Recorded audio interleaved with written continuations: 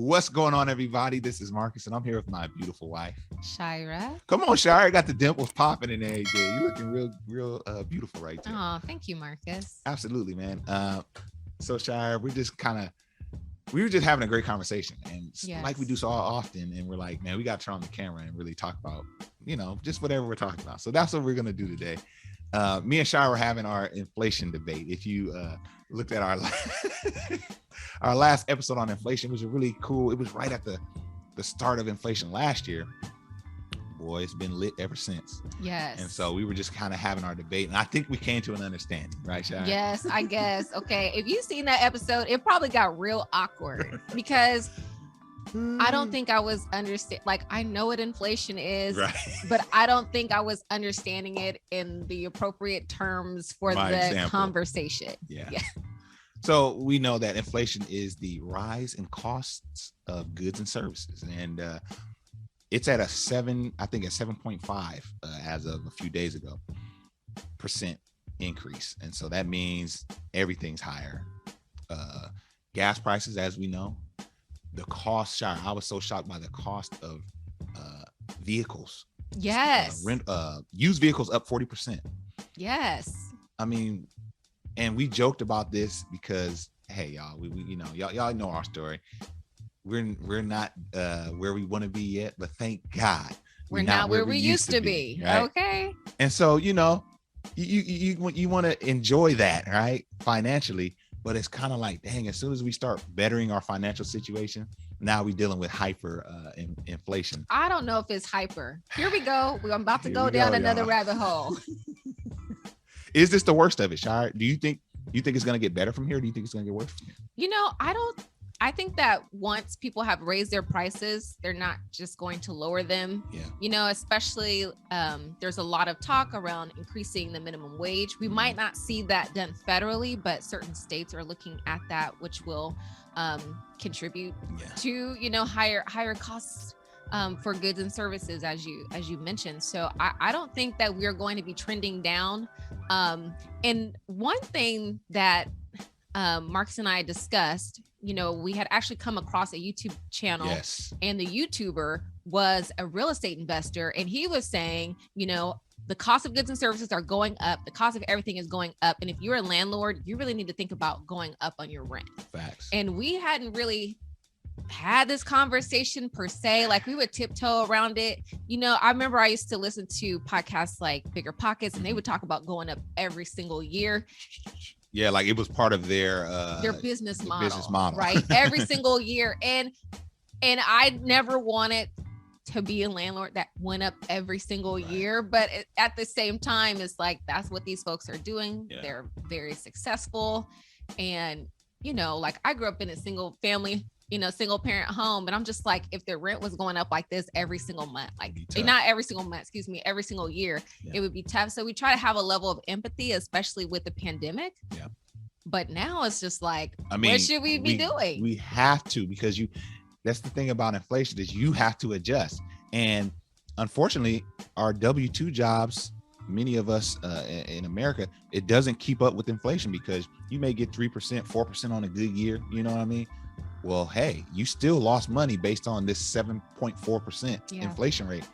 So if you own real estate, right, if you are an investor, you have to adjust. And unfortunately, that's going to fall back on somebody. But as goods and services rise, people's prices is rising. I mean, barbershops. Right. We talked about that last time, how I had to, do my own, situation, because I just couldn't pay I couldn't pay the $60 to $100 for the same haircut I was getting for $25. But I get it. I respect the industry. And, so you just have to adjust. We're in an adjustment period. Right. And I will say that we have had to do some repairs on some of our properties, and the costs have been through the roof. Like, I don't even want to talk about it. Yeah. And the prices for certain repairs have gone up significantly. So in some ways it is justifiable, if landlords, are going up on their rent. And the conversation that he was having really centered around small landlords. So landlords that own 10 or less properties, really, because the thought is that it's like 1 in every 7 homes in America is owned by a corporation, and they're going to go up, so it's just like, well, they're going up. Small landlords need to think about that as well, especially like if you're living on the income or you are really depending on that income to expand your business. Yeah. And sidebar, but I recently saw an article online that showed that it's still, and it's the gap is shortening, but it is still cheaper to own in America than it is to rent. Just to digress. Yeah, because of the people raising their rents, landlords raising their rents, corporations raising their rents. And so that's something to consider too when you're talking about owning and renting. But we've already had that discussion. Right. It's just the barrier to entry. Yeah. But Shire, here's the crazy thing. Sometimes you're away, and as our listeners know, I'll fill in and do the podcast episode myself, try to do my little thing. Well, there was one week, it was when we were getting the stimulus checks, like when President Biden had come in and his first round of stimulus checks. I sat and I did a podcast. I was at work, and we ended up not using it because I think me and you were able to record later that week. But I literally called this. This was before inflation hit last year. And I said, we're going to see rapid inflation. We're going to see inflation like we haven't seen because they're printing more money. They printed 20% of the money in circulation was printed within the last, don't quote me on this, y'all fact check me, but it's around 20% of the money in circulation was printed in like the past 2 years or something like that during the pandemic.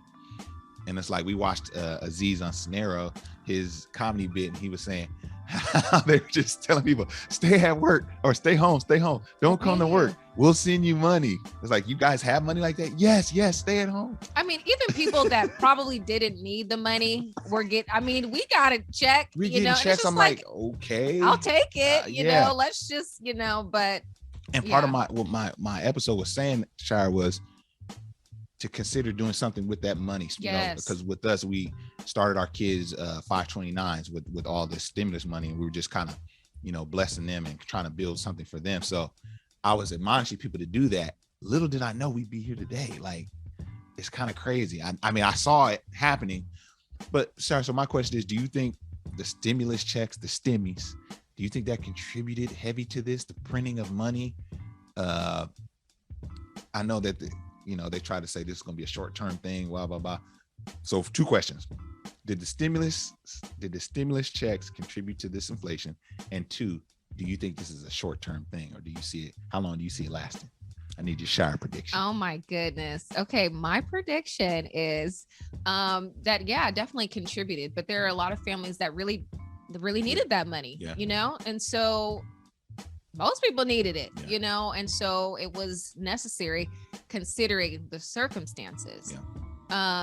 But it's funny to me how certain sectors really profited, during this time of economic, richer, right? This time of economic hardship for so many people, but there are still certain individuals, certain industries that just really thrived, and did well and continue to do so. So, I definitely think that is a contributor. And I don't think inflation is going anywhere. And I hope that it slows down. I really do. Yeah. But if it don't, we're going to be eating at home a lot more often. Well, let's talk about that, Shire. Let's talk about that, because I saw a meme the other day that, it said 2 years ago, and a couple was bringing home groceries. They had 5-6 bags of groceries, say $400, right? And then fast forward to now, they had 2 bags of groceries, some bread, some eggs, milk, and it was the same $100. So is it still cheaper to eat at home? Yes. Or is it the same as eating out? No. It's cheaper because, see, when I make a meal at home, we're going to eat this for 2 to 3 days. Shire make these meals she act like there's 20 people in this house. Like there's only 4 of us, and I'm the only male here that's gonna eat all this food. Yeah. But yes, you do make a lot to last, Shy. So I do appreciate that. I mean, yeah, the grocery bill has definitely gone up. Like it has gone up a lot. But at the end of the day, I think it is still cheaper to eat at home. Yeah. I agree. So we think it's here to stay. That's interesting. Now they're saying it was some of it has to do with the supply chain and the backlog and all this kind of stuff due to COVID restrictions. What do you think about that? Do you think once they get that together, shouldn't it get a little bit better? Or no, I think folks got a taste of that, yeah, nobody's going $4 bread. You know what I'm saying? Like you might be able to get that bread cheaper, but you're gonna need a coupon at this point. You know what I'm saying? It's like they've got a taste of what they can charge. Yeah. And for cars, I really hope that improves, because the inflation on like a used vehicle, it's difficult to get a new vehicle. Yeah. It's just really crazy. So I'm wondering if that will lead people to rideshare, because why pay, a $350 car note, another $100 for car insurance when I can Uber where I need to go, for $15. Well, Shire, let's talk about it. I mean, because you mentioned something a few podcasts ago about people, this being a society of people who don't own anything, right? Because it's going to be, is it just cheaper to just do ride share? Is it cheaper to rent than it is to own? I mean, as these costs of homes, cars, and different things that we own now, as those rise, will our kids' generation just come into it using some of these applications that will have sprouted up, right? And that become the new normal. I mean, where no one owns anything. Everyone just kind of uses, I'm gonna use this, I got an app for this, I got an app for that. Right. You know what I mean? Right. I have seen so many memes that talk about how our parents' generation or the generation before them had it easier than millennials. So based off of that, I know they are just memes and not research, but based off of that, what sign or indication has been shown, that it will be any easier for our kids? Yeah. I don't know. It's funny, Shai, because I was on the weekly Juice podcast a couple of days ago, and they asked me a really good question I want to ask you. They asked why, we talked about us investing out of state and how to some that's considered risky. And they asked, well, what gives you that? What empowers you to do something like that, to like do something that others may consider risky when it comes to like investing or earning money? Like why do we do what we do? And my answer was, we really don't have a choice. As millennials, we've been dealt this hand, and it's like we can't do the blueprint that our parents did and see the same success. We have to do something different. So what do you think, Shai? Why are we on this journey? Like what empowers you to do these things, to invest your money, to rent out of state and do some of the things that, let's be honest, our parents would have never thought to do, Yeah. I look at it as survival, because it's definitely not greed. You know what I'm saying? Like, it's like, this is what is necessary. Depending on your industry, I work in social services, type fields, and that's not necessarily, a high paying field, right. And so definitely not, I'm probably your average around the way, girl, or around the way family, and so I look at it kind of as like, this is necessary, or this will be necessary in order to have, a good lifestyle, a comfortable lifestyle.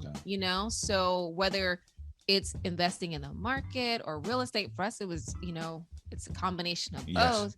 I look at it kind of as a necessity. Like, how are you not doing this? I don't know. Because I don't feel any types of special. You know what I mean? I don't feel like, man, everybody's living like this, and I'm living, I'm up here with it. It's just, we're doing the things necessary to have a good life for our family and our kids. And it's not even anything special anymore. You know what I mean? And that's what hopefully this platform has shown, is that if they can do it, they're regular, just like me and you. Like Shire said, without us putting our business too out there, like we're not exceptional earners. You know what I mean? We just smart and do good with the resources that we have. Yeah. And so you can do that too. Yeah. And we have to. Yeah. And I mean, when I say we're average, like we're average, Mm-hmm. like there's a lot of people renting luxury cars and trying to stunt for the gram. And if you just do what they did, whatever it is they do, right. You'll be. I know what they do. They get you to give them your money. That's what they do. Exactly. But it's just like, no, we're an average family, Yeah. and we're still figuring out ways to win. You know what I'm saying? Yeah. And so for us, if you go back to the beginning, it started with a refund check. Yeah. That enabled us to purchase a condo, Mm-hmm. and that, it became this one thing after the next thing after the next thing. Yeah. But it's just building wealth over time and being smart with whatever it is that you have. Yes. You don't have to have what the next person Yeah. has, but what you have, you just make sure that you're doing the very best with it, being a good steward of what you have. Yeah. And then be patient, you're not going to build wealth quick, and you're going to you're beating your head against the wall trying to do it that way, when you should be more focused on consistency, Mm-hmm. And I think that's what's really worked for us. And it's not easy, Shy, right? You see other people doing it and you want to, like, man, maybe I could do something to flip it quicker. We talked about that this morning. It's like, well, maybe if I start doing this, maybe I can just get to my goal faster. And it's just like, yeah, but that worked for them. That might not work for you, So. Right. Because you're stuck in this continuum of time. Yeah.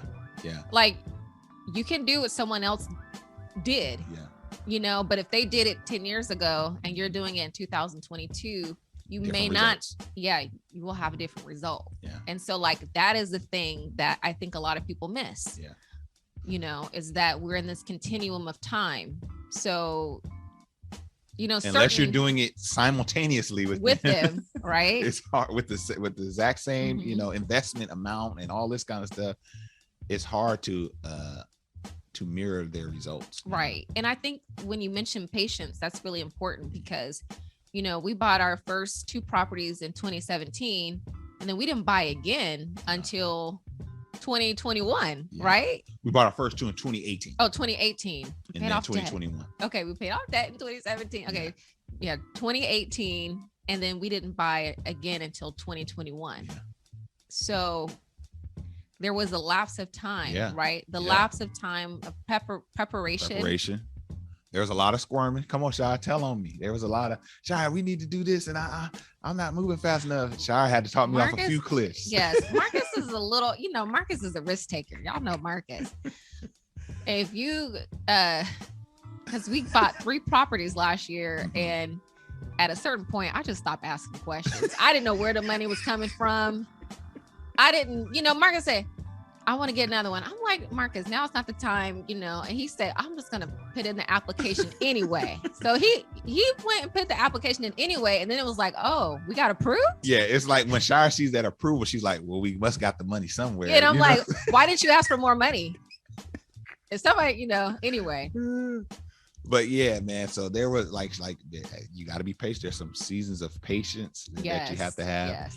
And, so pretty much this whole podcast is just about, we're in this with you. We're seeing inflation. We're right there with you. Sometimes we just need to come together as a family and just talk about it, because things happen, Shy, and we just internalize it and just trying to deal with it on our own. But that's why we got this whole, platform, this whole community is just like, y'all, we feel it too, Right. Right. And we're real people. Yeah. And while we're trying to win, I hope that you're doing the same. Yeah. I don't want you to be listening to this podcast 10 years from now and we on an island. Like, we want you on the island. Right. Too. Come on, y'all. Let's get do it. This together, and also to not be discouraged. Oh my goodness. Like, if you're online and just, you on the gram, and it's That's just sometimes like the worst place to be. I just turn it off sometimes. I just need a break. Yeah. It's, single mom quits her job and becomes a millionaire, the same things that I've said before, Yeah, I mean, it can happen. It can happen. Like, you can be that millionaire that just that 1 year, like, it can happen. And my son could also turn into LeBron James. It's possible, right? you know, and it's not to like steal your hopes to say that you won't be rich and that you won't have a 6-figure course, but let's just get real.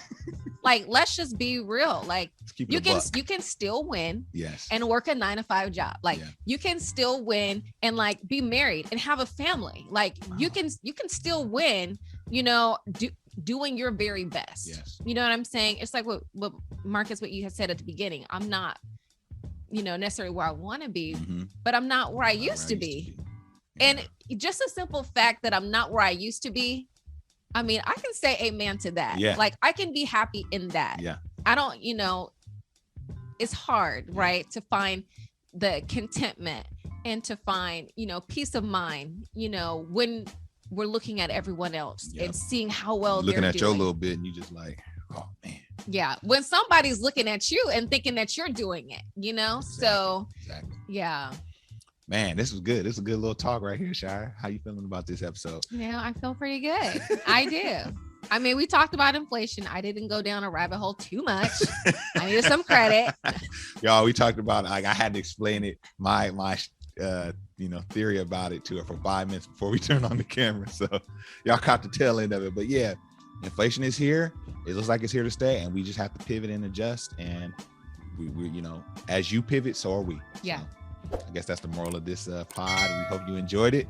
So for Black Married and Debt Free, this is Marcus, and I'm here with my lovely wife, Shira. We're going to holler at y'all on the next episode. Peace. Bye.